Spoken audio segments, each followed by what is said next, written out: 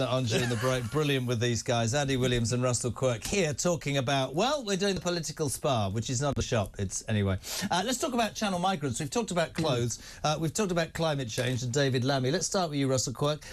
10,024 Channel Migrants have arrived in the UK since Starmer became Prime Minister. Nearly 23,500 in total this year. Now, for a man who said, I'm going to create a border control and I've got an answer in gangs, it's not working. Is it? In fact, his idea of working is to go to Italy, where Giorgia Meloni, who's on the far right, her plan is to process people in Albania, and I'm struggling to see the difference between that and Rwanda. Well, and the other secret weapon is Martin Hewitt, who is the new border command czar person. Who the first person's office turned it down.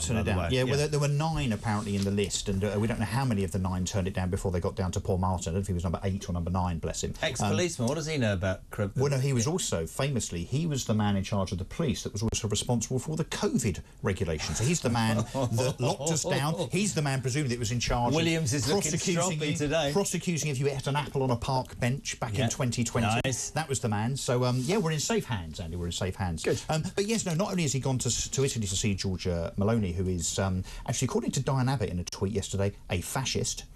Diane Abbott, ex-Labour Party, said she's a fascist, and her ex-boss, effectively Keir Starmer, is going and is now in cahoots with her. But no, Keir Starmer's also just given her, not her, but the government of Italy, £4 million of our money for some pointless reason. And how much did Rwanda cost? Well, Rwanda would have been fine. In the end, how much did it cost? Keir Starmer, your mate, hadn't just cancelled it. No. The irony is he's now going to resurrect a scheme which is exactly the same as Rwanda, but in Albania. It's not the exactly irony the same. of ironies, Albania, who sent more people here illegally than any other country. It's not. It's absolutely hilarious. Right. It's a completely different system. Oh, is it? Yes, how's it different? Just the name of the country? I know how it's different. You go there and it's processed by Italian officials, and if you have a case, you come back to Italy, and if you don't, you're sent home. I don't understand still why none of these countries in the Western world can't just process in their own country and send them back home or integrate them if it's OK. Well, what's the issue? So Rwanda costs 700 million. 700 million. So you're quibbling Start-up costs. 4 million. Yeah. Yeah. Well, 4 million so far. 4 million so plus far. Plus the £500 million that's gone to France. I love these two. I mean, honestly. Don't forget the £500 million that's the gone to reason France. the Rwanda scheme was discontinued was because it manifestly wasn't... We've talked about this before. Yeah, but we don't manifestly know. wasn't on day one. Yeah, because it manifestly wasn't a deterrent. He hadn't even looked at it. Because he had looked at it. And it was a deterrent. We'd looked at it and concluded it was... I'll tell you what the deterrent is to both political parties and reform. Stop making the benefit system such an easy, soft thing for people to take advantage. When I saw those prisoners, and Keir Starmer said this today, it was his policy. When I saw those prisoners coming out of prison, why am I pointing at the wall? It wasn't over there. And they came out and they're showing champagne and getting in these cars, and one rapes a woman and is back in. But here's what I don't understand.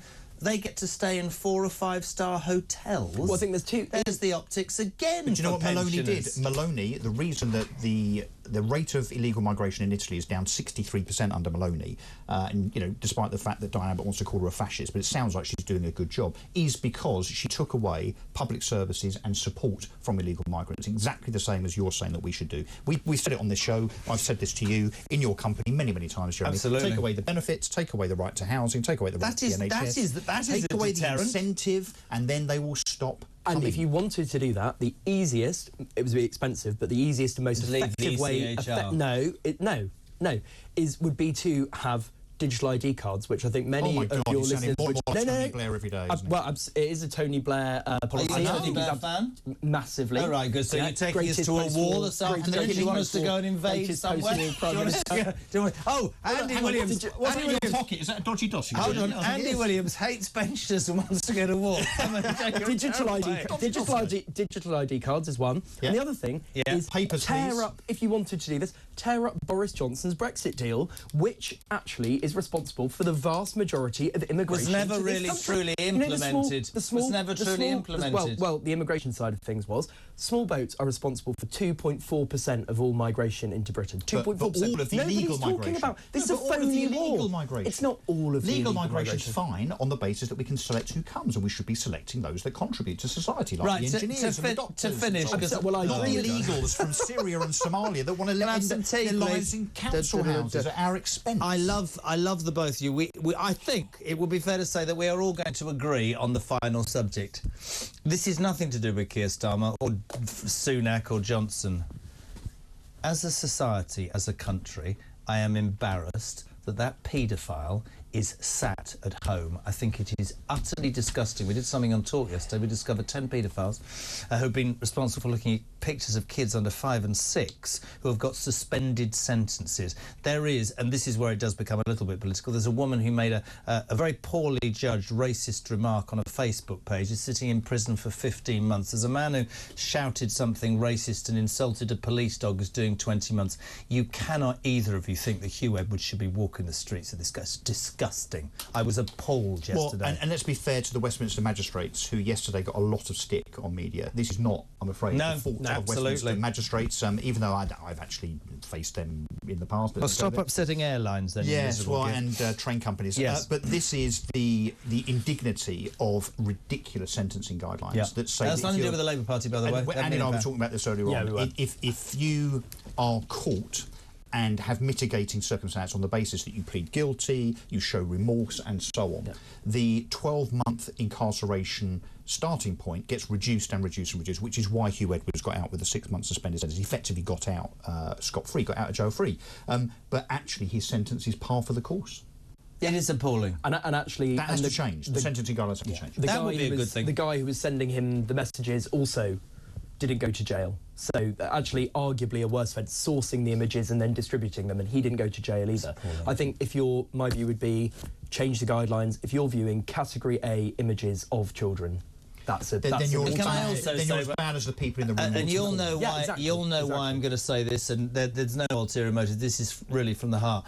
I absolutely, for all that I say on this show, I really am glad that this country now has a bigger debate on mental health, but I am getting increasingly hacked off when people in the public eye think that when they find themselves in a sticky situation of their own making, they can go, "Ooh, I'm going to the Priory." What's a load of old crap, by the way? No, hold a second. If he hadn't been caught, he'd still be looking at those pictures, and Hugh Edwards would not have played the mental illness. It's a disgraceful comment, and it's an insult to people who suffer from mental illness for years and haven't had the ability or the courage to say, I loathe that. And what we have to stand up against is I was flicking through channels yesterday watching the sentencing, and I listened to, in particular, Sky News' coverage of the sentencing and the BBC's coverage of the sentencing, and it was disgusting. All I heard, genuinely, was them talking about Hugh Edwards' vulnerability, his mental health, the fact that he is a suicide risk. What about the kids who were made to do those videos for the rest of their lives? But this is the mainstream media, almost in a pseudo kind of defence of him, talking about his vulnerability and how he would suffer in prison and so on. They didn't mention the victims hardly at all. It was an absolute disgrace. But I think, in fairness to those channels, I think the reason they were doing that is because the sentencing was so much of the. Well, I think the BBC are doing it because they paid him for 6 months, knowing he was a child. Has he paid the 200 grand back that he's been asked? No, and he never will. No, he hasn't. And he never will. And there's no mechanism to take it back either. There's a £300,000 a year pension. Do you know this? Which he's still going to get. God, what are we living? Anyway, you two are my favourite two. You off now? So what? I suppose you don't need a hair transplant, Andy. Russell, what's the next piece of work you're going to have done? Oh, I don't know. Butt lift.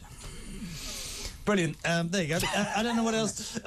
Yes, my kid said your neck's like a turkey's bits the other day. Yours? Yes. You can have a neck lift. Can I? Yeah, I think so. You think that would work? I'll do it. Go on, I'll help you out.